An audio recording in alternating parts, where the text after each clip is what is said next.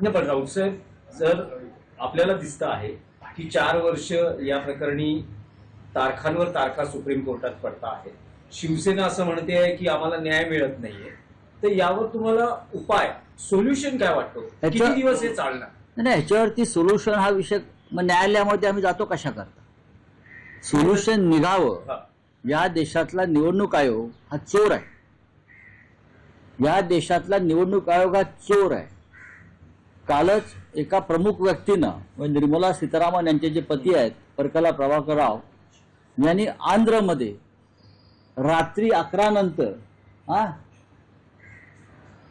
4.7% मतं म्हणजे 14 लाख मतं राज्यभरात कशी वाढवण्यात आली रात्री ईव्हीएमच्या माध्यमातून, याचा खुलासाच केलेला आहे निवडणूक आयोगासंदर्भात. आता हा विषय जर आम्ही निवडणूक आयोगाच्या दारात घेऊन गेलो तर निवडणूक आयोग सांगेल, निवडणूक आयोग हा न्यायालय सांगेल की निवडणूक आयोग ही एक स्वायत्त संस्था आहे आणि निवडणूक आयोगावरती संशय घेता येणार नाही. अहो, सुप्रीम कोर्टावरच संशय आहे.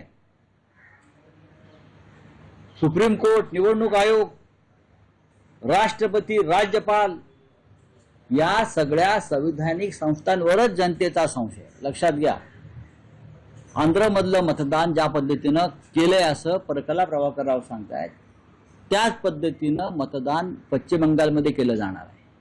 कळलं? त्याच पद्धतीनं महाराष्ट्रामध्ये सुद्धा झालं. आता कोण एकनाथ शिंदे? त्यांना इतक्या जागा मिळाव्यात? कोण? त्या आंध्रमधल्या एका पक्षाला सिने अभिनेत्याच्या 21 पैकी 21 जागा जिंकतो. 21 जागा जीता है, 21. एक फिल्म एक्टर का पार्टी है कोई, 100% रिजल्ट. दूसरी बात है, महाराष्ट्र में यही हुआ ना. बीजेपी ने जितनी सीटें लड़ी थी 99% उनको रिजल्ट मिला है. 99. कौन है ये लोग? क्या किया? एकनाथ शिंदे, अजित पवार, असे कौन सा महान कार्य, असं कोणतं महान कार्य केलं या लोकांनी?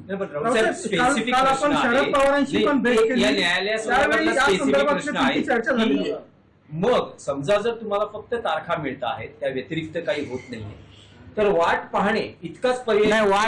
वाट पाहणे इतकाच पर्याय नाही. तरीही या देशात दुर्दैवानं आम्हाला न्यायालयाच्या दारात जावं लागतं. स्वतः उद्धव ठाकरे या बाबतीत न्यायालयाच्या बाबतीमध्ये निराश आहे. प्रत्येक वेळा सरन्यायाधीश बदलले की त्यांच्याविषयी काहीतरी छापून येत आहे, किती न्यायप्रिय आहेत, किती सत्यवादी आहेत, किती रामशास्त्री आहेत. मग चंद्रचूड असतील, मग भूषण गवई असतील, मग अमुक असतील. पण इथे कोणीही रामशास्त्री नाही, सगळे दामशास्त्री आणि कामशास्त्री आहेत. एवढं